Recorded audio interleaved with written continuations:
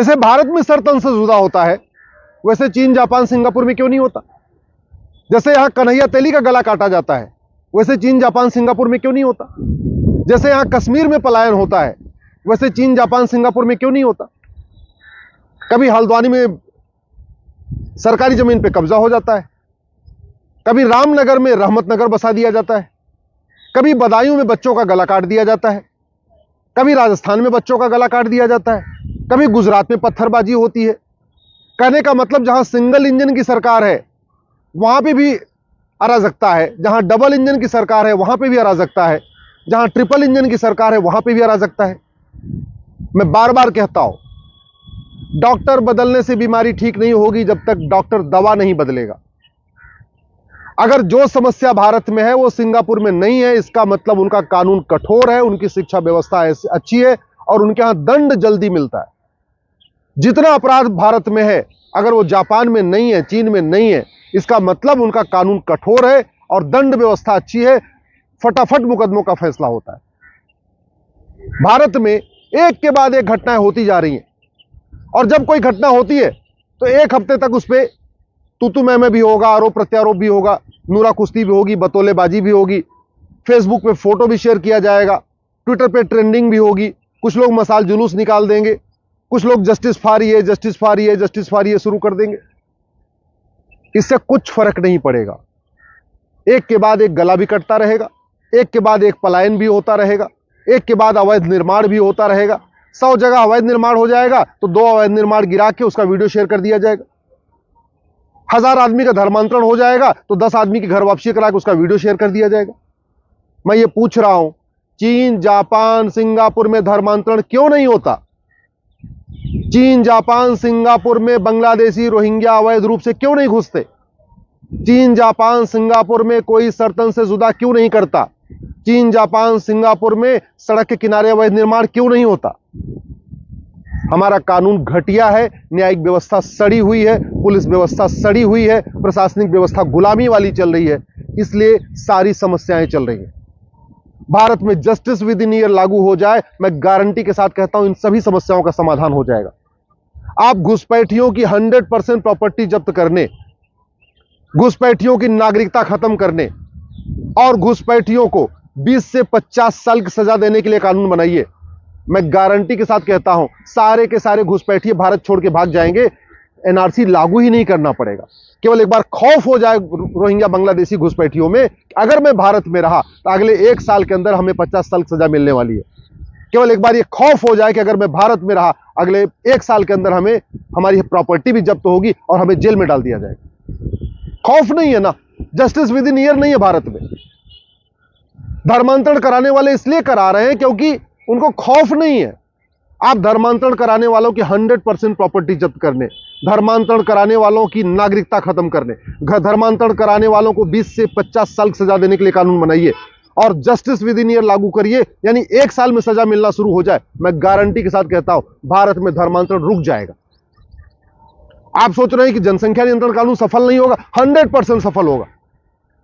आप लागू करिए, जो हम दो हमारे दो नहीं मानेगा उसकी सिटीजनशिप खत्म करेंगे और हम उसको 20 साल के लिए जेल में डालेंगे और 2-4 लोगों को साल भर के अंदर जेल में डाल दीजिए।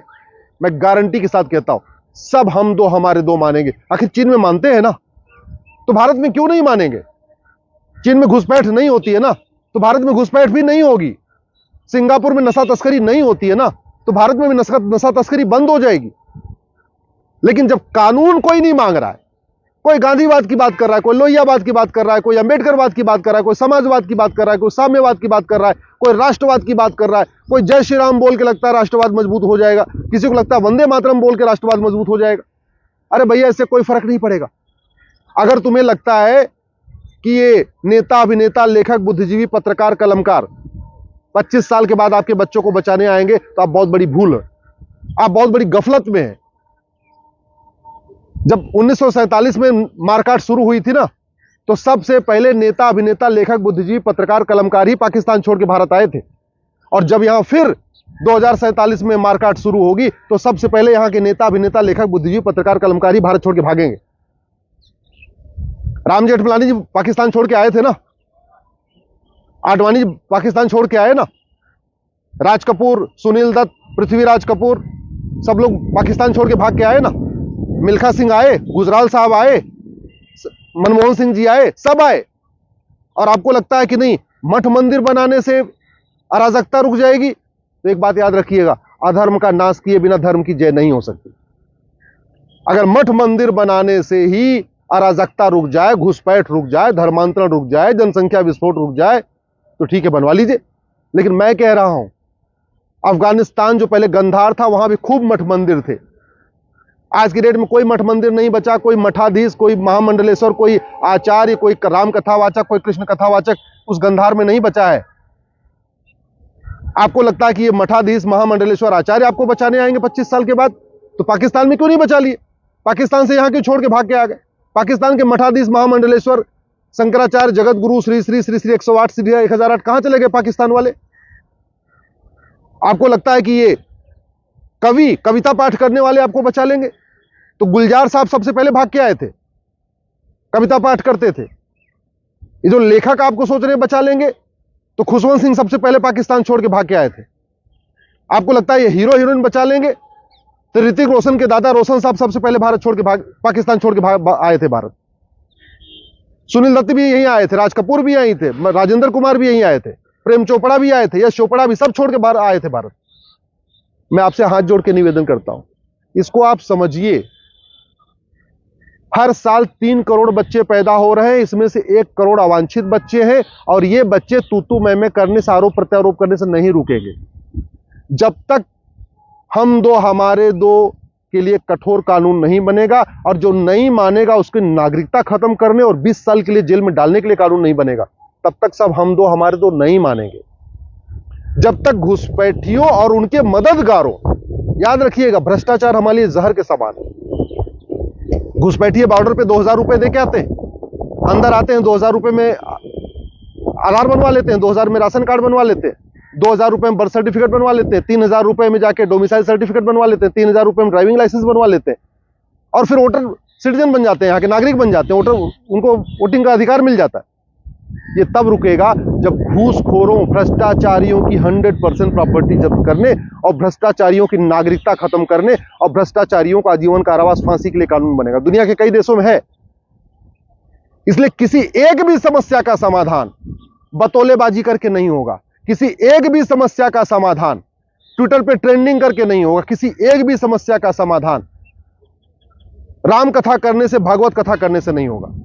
9 राज्यों में खत्म हो चुके हैं, 200 जिलों में खत्म हो चुके हैं, 900 तहसीलों में खत्म हो चुके हैं, बॉर्डर की 300 तहसीलें हैं, बॉर्डर पे जो है वो 300 तहसीलें हैं, और टोटल 900 तहसीलें हैं जहां खत्म हो चुके हैं। बदायूं में गला कटा, एक दिन चर्चा हो गई, भूल जाएंगे। राजस्थान में गला कटा, एक दिन चर्चा हुई, भूल जाएंगे। मणिपुर में पलायन हुआ, एक दिन चर्चा हुई, सब भूल जाएंगे। आने वाले टाइम में ऐसे एक एक करके घटना होती रहेगी, सब भूलते जाओगे। तो भैया दल गुलामी छोड़ दो। आज के नेता, अभिनेता, लेखक, बुद्धिजीवी, पत्रकार, कलमकार, न्यूज एंकर, कथावाचक आपको, आपके बच्चों को बचाने नहीं आएंगे। 5 कानूनों की मांग करो, समान शिक्षा लागू करने की मांग करो, समान नागरिक संहिता लागू करने की मांग करो, समान दंड संहिता लागू करने की मांग करो, जस्टिस विद इन ईयर लागू करने की मांग करो, 1 nation 1 tax, 1 nation 1 education, 1 nation 1 civil code, 1 nation 1 police code, 1 nation 1 penal code की मांग करो। जब तक भारत में समान शिक्षा नहीं होगी, वैदिक शिक्षा नहीं होगी, गुरुकुल आधारित शिक्षा नहीं होगी, तब तक सब में भाईचारा नहीं आएगा।